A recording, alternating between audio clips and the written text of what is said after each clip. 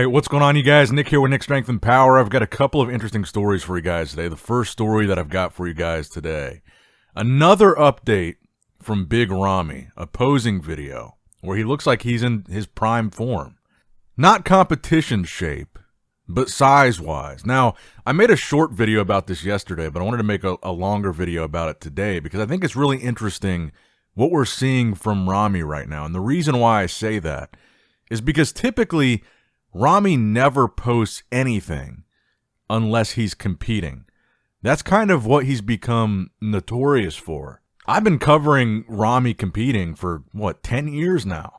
So we've seen this cycle over and over and over again for years of Ramy really being pretty quiet throughout the year. And like I said, kind of becoming notorious for that. Even as Mr. Olympia, during the year, he wouldn't really post much, maybe a training video here and there, but certainly no physique updates, no posing videos, really nothing of his physique until maybe 6 to 8 weeks out from a show. Then he starts posting a lot. And we would see this time and time again. And the reason why I point this out is because he's posted 3 or 4 updates, like posing videos, not just pictures here and there, like full posing videos over the past month or two. This is like the 3rd or 4th one. And as I said, this is really something that's unusual for Big Ramy unless he's competing. Now, we know he's not doing either Arnold Classic. I would know by now if he was. Not the US, not the UK. And it's also worth pointing out that Ramy never has to compete again if he doesn't want to when it comes to qualifying for the Olympia. He's won the Olympia twice. He's qualified for life. He can show up and compete at any Olympia he wants without doing any shows throughout the year prior. So I think that's important to remember. He never has to compete again. But he already showed us in 2023 that that doesn't bother him. He came back and did the 2023 Arnold Classic after losing the Olympia title to Hadi Chupin the prior year. He didn't have to do that Arnold at all. He just wanted to compete and demonstrate that he had made some improvements. So we do have at least something to compare it to. Ramy has kind of proven recently that he's the type of guy that it doesn't matter if he's competing to qualify or not. He has competed recently to show off just improvements. He didn't need to qualify, didn't need to do that Arnold. He didn't win, but he did that 2023 Arnold Classic, I think, to just demonstrate that he had improved a little bit. He wanted to give the fans what they wanted, and that kind of is what's making me lean towards the possibility that we might see him compete sometime soon before the Olympia. Because even though he's not doing either Arnold Classic Ohio or UK, there's a bunch of shows coming up after that. The Arnold UK and US basically kick off the season this year. So if Ramy did want to compete to show off maybe whatever progress he's made, I mean, he's really shut it down for almost an entire year now. He hasn't competed, and he's taken time to focus on these the stem cell treatments. He's trying to fix the nerve damage, bring up his back, bring up his triceps. And we still haven't really seen his back, which I think is worth pointing out because I think that was the biggest point of criticism that he received after losing the Olympia title, was like how high up his lats seemed to be and kind of the lack of muscle tone in that mid to lower lat area. I don't know. I just have a feeling with all these updates that we've seen of Ramy, again, it's very unusual. We've been following Ramy for years together on this channel, all of us. And we know he's not known for posting a lot of physique updates, and he's posted quite a few recently. So I feel like something is brewing here. And look, personally, I love a good comeback story in bodybuilding because they're so few and far between. The Jay Cutler 2009 stories don't happen very often. So that's what makes them more exciting. For a Mr. Olympia like Ramy to lose the title in such a profound way and drop as many placings as he did when he lost in 2022. For him to come back from that and win again would be highly, highly unlikely, just based on what we've seen in past Olympia years. So I'm rooting for that to happen because I think that would be awesome. That would be super exciting, and it rarely ever happens in bodybuilding that someone loses their title or someone takes a long, extended break and comes back and just crushes it. So I would love to see that from Ramy, but let me know what you guys think in the comments below. Do you think we'll see Ramy compete at some point throughout the year at a show other than the Olympia? Do you think he's going to be recovered back to 100%? Do you think he's going to win said show that he might do?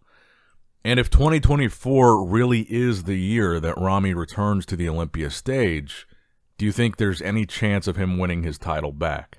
Or do you potentially think that all these updates mean nothing and he's just posting a lot because maybe he's not going to compete again and maybe he just wants to get his social media engagement up and get people talking about him knowing he's not going to compete? Some might refer to this as the old Kai Green method. But in any case, let me know what you guys think in the comments down below. Now, next up in the news, Regan Grimes. I've seen a lot of discussion about Regan now that he's in the 300-pound club for this offseason. And I believe this is his first official update from this season, this offseason, over 300 pounds.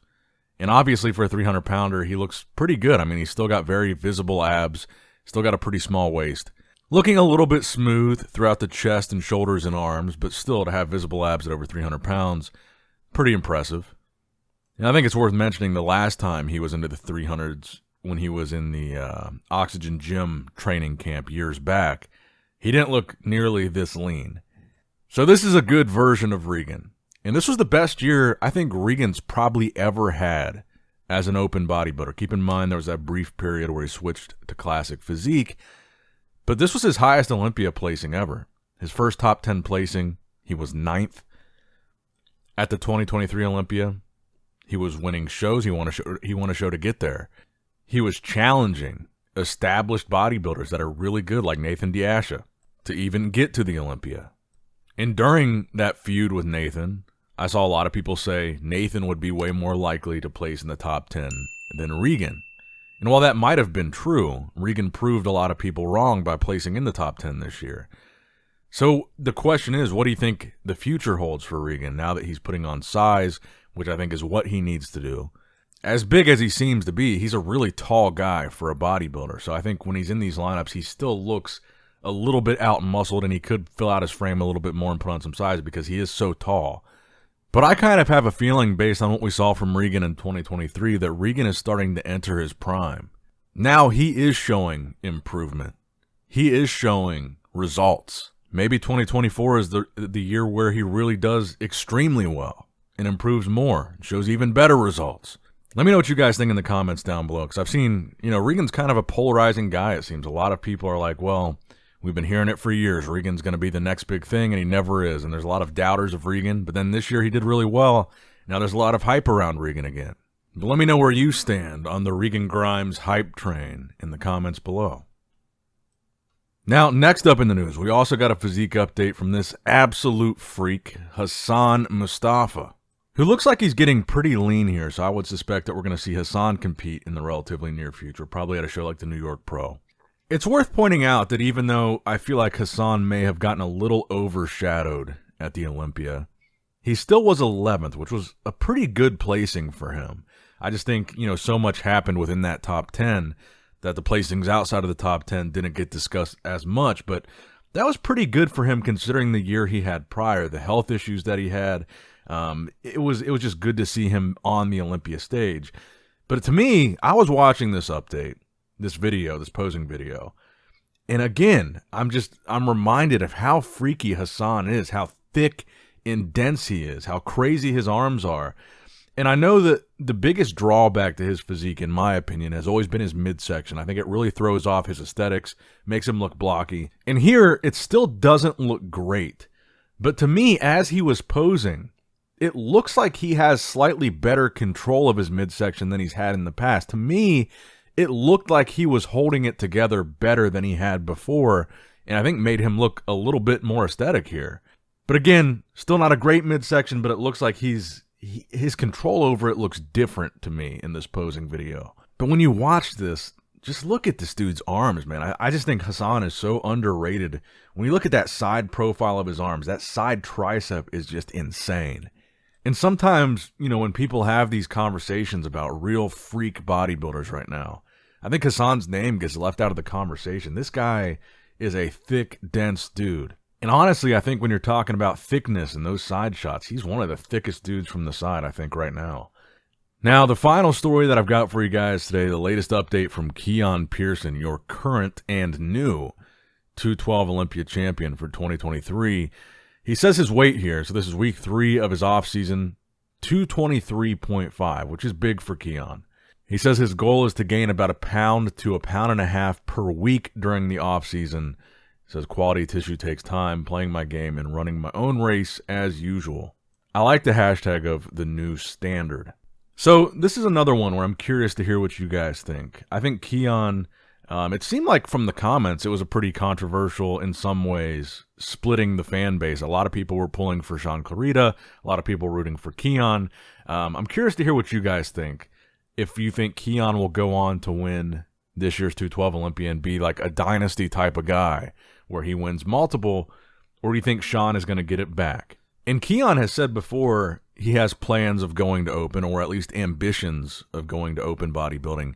And that's what I would love to see, because really the thing that makes Keone so great, and again, I've said this 1,000 times, his structure and genetics, I think, are some of the best we've ever seen for bodybuilding, regardless of division. We've seen him in Classic. Now we've seen him in 212. They work for him wherever he goes. This structure, these genetics, they would work for him in open. And I think we would see a similar story with Keone. I'm not saying he would come out and win the Open Olympia right away, but like what we saw from Derek Lunsford coming from 212 to open. He brought this beautiful structure, added size to it, and looked phenomenal as an open bodybuilder. I think you could see the same thing from Keone. And when I see him bigger like this, these bigger off-season weights, it makes me think about that. And I'm curious if you guys think something like that would be a possibility, a Derek Lunsford type of career trajectory, because keep in mind, before we saw Derek on stage at the Olympia in open, I don't think a single person predicted him to be second at his first Olympia ever. No one saw that coming. And I feel like that would be a similar thing with Keone. If Keone announced, next year he's going to switch to open, probably not a lot of people would predict at his first Olympia ever in open he would be runner-up. But I don't know. I'm just spitballing here. I just look at Keone and I think, wow, he could do similar to what Derek did, and I think his structure would go great as an open bodybuilder. But let me know what you guys think in the comments below. That's going to wrap it up for the video, guys. I hope you did, in fact, enjoy it. Make sure you like the video, subscribe to the channel, click that bell notification icon, all that good stuff. And as always, I love you guys. I appreciate you guys. Nick Strength and Power signing out. All right, guys, don't forget to click that like button and subscribe to this channel if you enjoy the content. Also, check out my Instagram at NickStrengthPower. My Facebook page, which is simply Nick Strength and Power. My secondary YouTube channel, Nick Strength and Vlogs, for vlogs and bonus content that you will not see on this channel. And consider subscribing to my third YouTube channel, Nick Strength and Pokemon, which is all things Pokemon and trading card games, completely unrelated to this channel. So if you're into that, give that one a look. And all links to merchandise and social media will be in the description box below. If you guys want a Nick Strength and Power t-shirt, that will be in the Shopify link below. Have a great day.